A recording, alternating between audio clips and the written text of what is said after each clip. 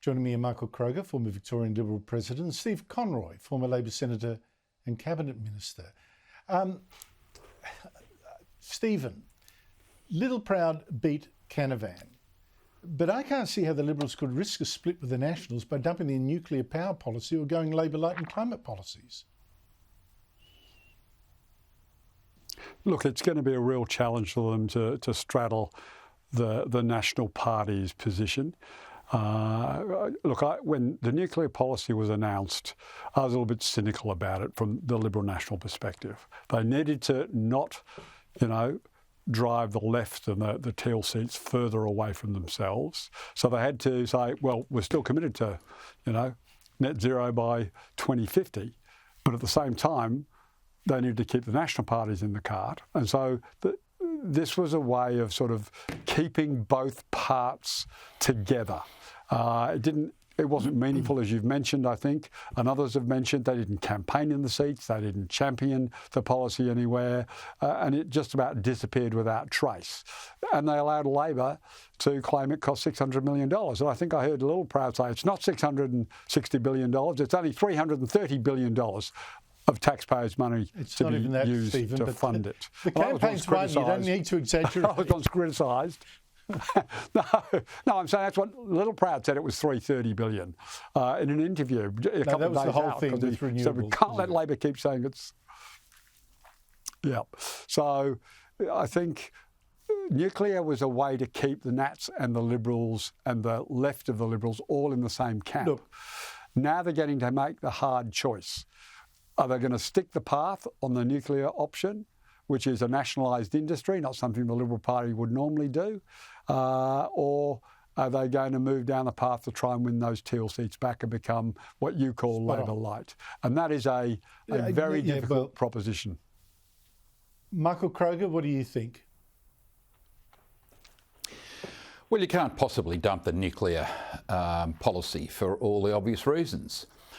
I think what should happen, Andrew, is the opposition should say that our responsibility as a government would be to provide the regulatory framework for the nuclear industry to operate effectively in Australia, consistent with domestic and international obligations, and we'll be funding the nuclear industry to the extent the same percentage that we fund the renewable industry, but that it's basically a private sector investment. But we will subsidise, we will provide the regulation, but it's over to the private sector. I think that's the way forward. Otherwise, it'll never happen, Andrew. Well, let's go to the reshuffle, Stephen.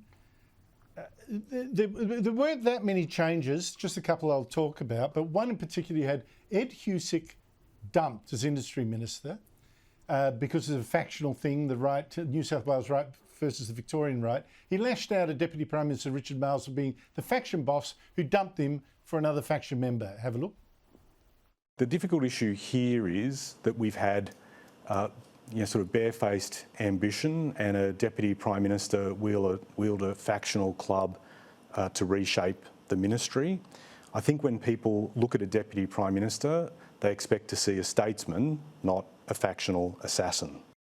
Now, former Prime Minister Paul Keating went nuts saying this was terrible and terrible. And Stephen, you are fingered as the faction heavy who got rid of Husic and or Attorney General Mark Dreyfus. What was your reasoning for doing so? Well, look, I'm a feather duster. I've been out of Parliament for 9 years, and it's very flattering for people Stephen, to suggest it's in all the papers. Had some role to play in this. You shouldn't always believe what you read in the newspapers. Look, can I just make a point about Stephen, you and I know what you and I know. I mean, so, look, Paul Keating has always lived by the maxim, if you don't live in Sydney, you're camping out. And he's more and more starting to appear as a desiccated coconut.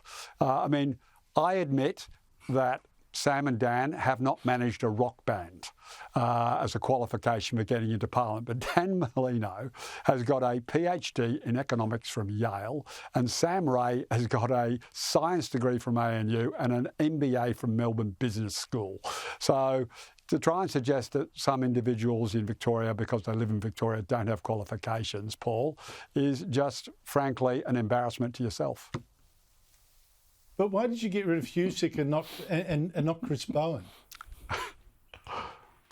Look, there has been some misperception. The problem that the national right had was that because there was a landslide and the socialist left picked up a much greater proportion of that landslide, the balance of the ministry went from 16-14 to the right to 15-15. So somebody in the right was going to lose their job.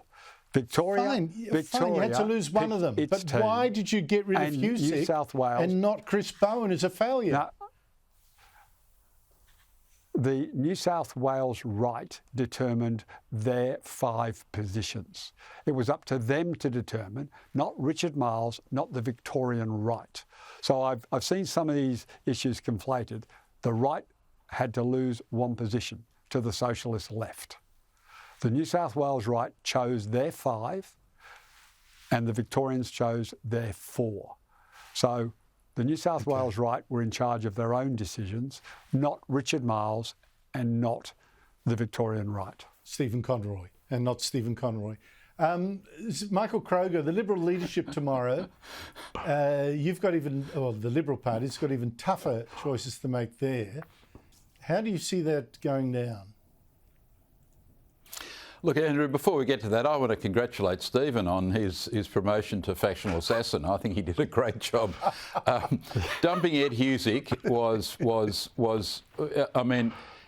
we didn't know this at the time, but the reason for dumping Ed Husick was very visible yesterday on the Insiders program. Well done on predicting that. And Mark Dreyfus, for all the reasons we know, Andrew, Mark Dreyfus should have resigned from that cabinet months and months ago over the appalling treatment of Israel and the Jewish community in Australia.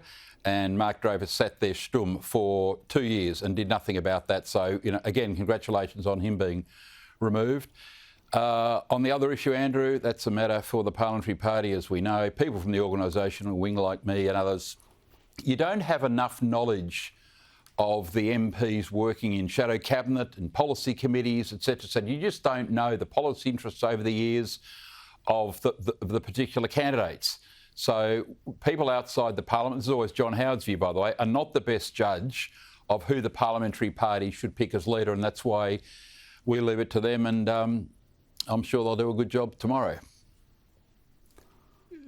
Michael, you and I know that when the camera's not rolling, you've got plenty of opinions as to who should be leader and why. Well, let's tell us who you think the favourite is. I think they're equal favourites, actually. I don't know. Oh my goodness! If you talk to people's, hang on. Some say Angus's favourite, and some say Susan's favourite. So the answer is I don't know. I haven't spoken enough about them to work that out. Yeah, I'm not involved in the leadership ballot. It's Andrew, years and years of involvement in the Liberal Party have told me that once organisational people start getting involved in the leadership ballots, it never helps. I can tell you that, it never helps. They don't want views from outside the Parliamentary Party. That is the long history. Stephen, can I ask you to put aside your faction leader cudgels for a second? Could you give a frank appraisal as to who should be leader to take it up to the Labor Party? Knowing that you've got nothing to lose, they're going to win the next election anyway. So, look, if I had to choose who would be the best choice for the Labor Party, I would go for the Taylor Price ticket.